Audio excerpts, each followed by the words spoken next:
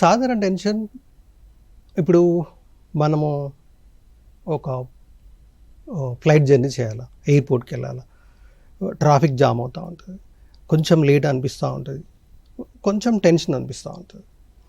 ఒక ఎగ్జామ్ రాయాల్సి వస్తుంది, సరిగ్గా ప్రిపేర్ అయ్యినో లేదో అని ఒక డౌట్తో కొంచెం భయం అనిపిస్తూ ఉంటుంది. పోయి రాస్తాము, దాని తర్వాత అది సెటిల్ అయిపోతుంది. అక్కడ నుంచి ఇంకేం ప్రాబ్లం ఉండదు. అది సాధారణ టెన్షన్ అంట.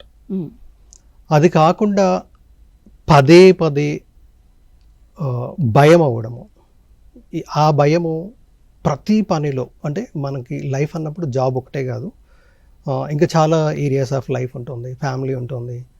సో వీటిల్లో కూడా అది ఇంటర్వ్యూని అయిపోయి ఏ పని సరిగ్గా చేయలేకపోతున్నాను, ఆఫీస్లో ఒక ఇష్యూ అయింది, దాన్ని సరిగ్గా సాల్వ్ చేయలేకపోయాను, బాస్ ఏదో తిట్టాడు, అంతవరకు వదిలేస్తే బాగానే ఉంటుంది. కానీ మళ్ళీ దాన్ని ఇంటికి తీసుకొచ్చి కూడా ఇంట్లో చేయాల్సిన పనులు సరిగ్గా చేయకపోవడము, ఎక్కువ ఆలోచించడము, మళ్ళీ తెల్లారి ఇంకా బాస్ ఏమంటాడో అని ఆలోచించడము, ఇలా అది కంటిన్యూస్గా ఉంటుంది అన్నట్టు. అప్పుడు దాని ప్రాబ్లం చెప్పచ్చు.